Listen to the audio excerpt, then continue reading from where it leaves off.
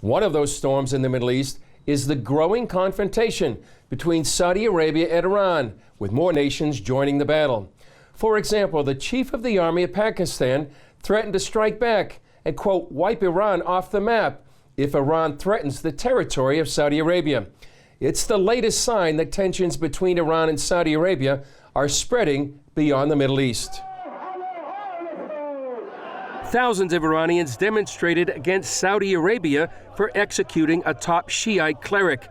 They carried pictures of the executed Sheikh Namir, and many shouted, "Death to the House of Saud."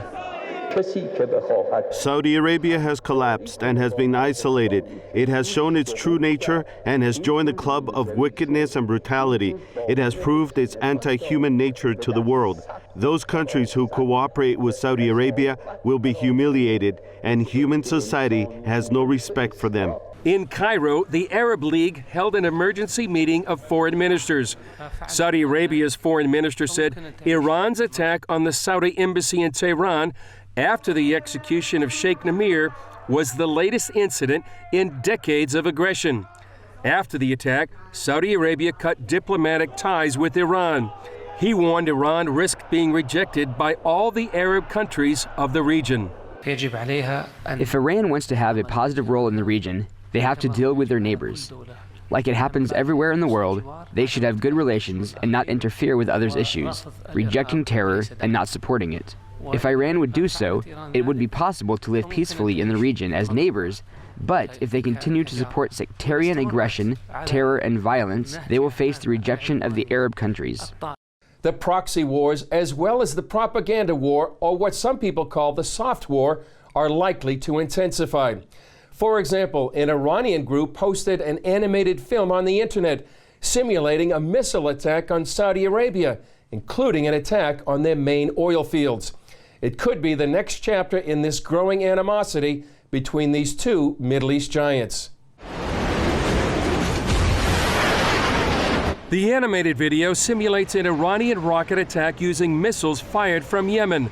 The attack is designed to cripple Saudi Arabia on multiple fronts. The video reveals the GPS coordinates of Saudi Arabia's main oil facility at the Gower field, then shows the missiles destroying the Saudi Aramco facility and setting the area on fire.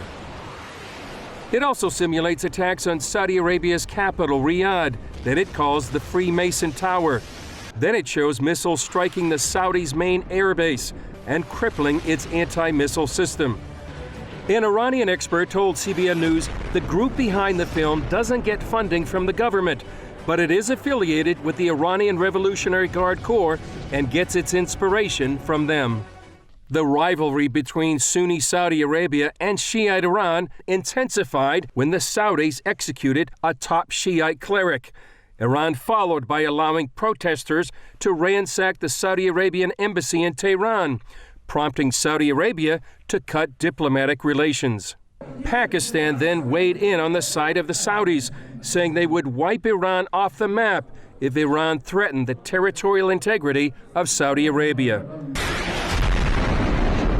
The concern for many in the region is that the rivalry between the two Middle East titans will escalate from a video to a direct confrontation on the battlefield.